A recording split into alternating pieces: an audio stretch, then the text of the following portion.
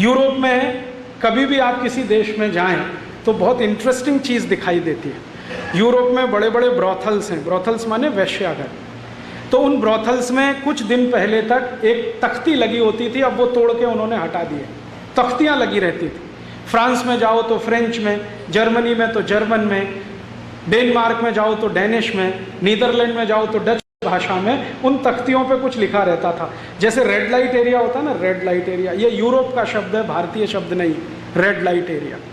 तो red light area जहाँ शुरू होता है वहाँ एक बड़ा बोर्ड लगा रहता है और उस पर बड़े बड़े अक्षरों में लिखा रहता है, सावधान, कहीं आप अपनी बेटी के साथ ही संसर्ग करने तो नहीं जा रहे हैं, सावधान।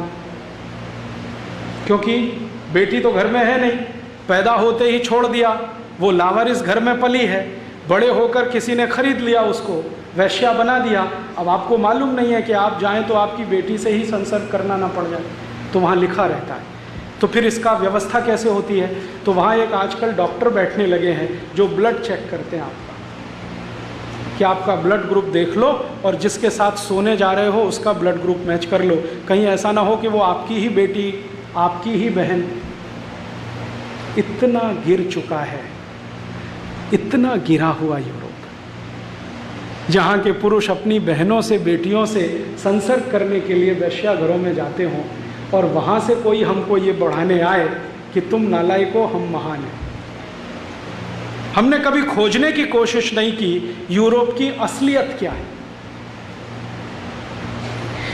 हमारे बहुत सारे दोस्त हैं जो भारत छोड़कर यूरोप में बस गए, अमेरिका में बस। अब वो कभी उनकी बढ़ाई करते हैं यूरोप और अमेरिका की, तो पता है कैसे करते हैं?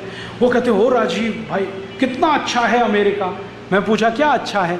अरे यहाँ होटल है यार, 10,000 कमरे का होटल, भारत में हो सकता है? मैंने कहा भाई भारत में होटल की ज़रूरत नहीं है, इसलिए नहीं होता। हमको धर्मशाला की ज़रूरत है, तो हमारे यहाँ हज़ारों धर्मशालाएं होती हैं, एक एक शहर में 100-100 हो सकती है। उनको होटल की ज़रूरत है तो वो बनाते हैं। आपको मालूम है होटल की हिस्ट्री क्या है? ये जो बड़े होटल हैं यूरोप में, 10,000 कमरे के, 20,000 कमरे के, 25,000 कमरे के, ये क्यों बनाए गए हैं? वास्तविकता ये है, मैंने आपसे कहा ना, सेक्स रिलेशंस। कहीं भी किसी के साथ जाओ, कोई लिमिटेशन नहीं है। तो कहीं भी किसी के साथ जाओ और कोई लिमिटेशन नहीं है और घर आपके पास नहीं है, तो क्या करेंगे? होटल में ही जाना पड़ेगा। यूरोप की 85% पॉपुलेशन के पास अपना घर नहीं है। आपको एक नंगा सत्य बता रहा हूं मैं आपको, यूरोप में 85% नागरिक अपना घर नहीं खरीद पाते, जिंदगी भर बना नहीं पाते।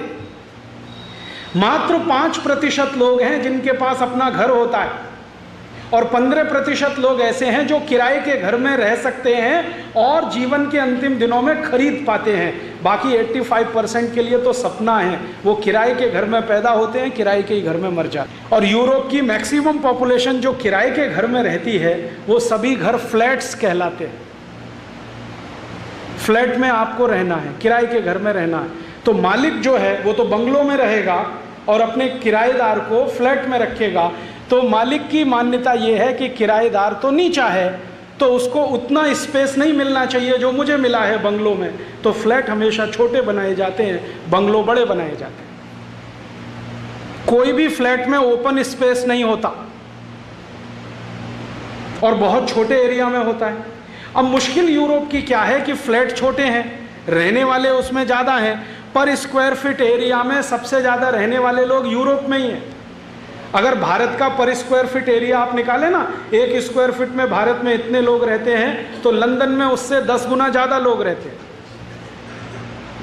कारण समझते हैं? यूरोप के पास हॉरिजॉन्टल एक्सपेंशन करने के लिए ज़मीन ही नहीं है। यूरोप में मैं कभी भी गया तो 2-2.5 घंटे की कार ड्राइव में देश की सीमा खत्म हो जाती है, दूसरे देश में घुस जाते हैं।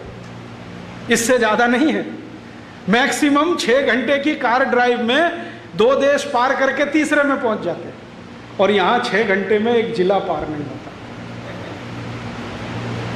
तो मैं कहना ये चाहता हूँ कि पर स्क्वायर फीट एरिया में हमारे भारत में सबसे कम लोग हैं और पर स्क्वायर फीट एरिया में वहाँ सबसे ज़्यादा हैं। तो एक फ्लैट में ज़्यादा लोग वहाँ रहते हैं। अब उनको कुछ ऐसे संबंध रखने हैं जिनको आपकी भाषा में इलिसिट रिलेशनशिप कहें, अवैधानिक संबंध कहें, तो उनको निभाने के लिए तो होटल ही चाहिए, इसलिए वो होटल बनाते हैं। और 10-10 हज़ार रूम के होटल इसलिए बनाते हैं कि हर फ्राइडे शाम छुट्टी होती है, सैटरडे पूरा छुट्टी, संडे पूरा छुट्टी, तो 3 दिन वो होटलों में पड़े पड़े ही मजा मनाते, घर में कोई नहीं रहता।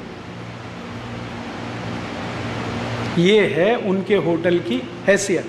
तो वो होटल बनाते हैं, तो इसमें क्या बड़ी बात है कि वो 10,000 कमरे का होटल बना लिया, 20,000, वो मजबूरी है उनकी, नहीं बनाएंगे तो समाज पागल हो जाएगा उनका, सिजोफ्रेनिया से मर जाएंगे सबके सब, इसलिए होटल बनाते हैं। हमको जरूरत नहीं है, इसलिए हम तो धर्मशाला बनाते हैं, उनको जरूरत है तो होटल बनाते हैं। तो हम जब उनके साथ अपना कंपैरिजन करते हैं ना, तो थोड़े ध्यान से करें। कुछ हिंदुस्तानी जो अमेरिका यूरोप में रहने लगे कहने लगे, यार क्या बात है अमेरिका की, सड़क के ऊपर सड़क, सड़क के ऊपर सड़क, 7 मंजिली सड़क, 8 मंजिली सड़क। वो उनकी समस्या है, क्योंकि जमीन पे सड़क बन नहीं सकती, एक्सपेंशन की गुंजाइश नहीं है, तो एक के ऊपर एक बनानी पड़ती है। उन्होंने कोई वो बहुत बड़ा काम कर लिया है, तीर मार लिया, ऐसा नहीं है। यूरोप की कई मुश्किलें हैं, उन मुश्किलों के लिए वो ये सब करते हैं, उनसे कुछ छुटकारा मिले, निपटारा मिले, इसलिए उनके यहाँ ये सब होता है। हमारे यहाँ इस तरह की मुश्किलें नहीं हैं, इसलिए हमको ये करने की ज़रूरत नहीं पड़ती। आप ध्यान दीजिए, किसी भी सभ्यता में कोई भी चीज़ आती है तो ज़रूरत के हिसाब से आती है।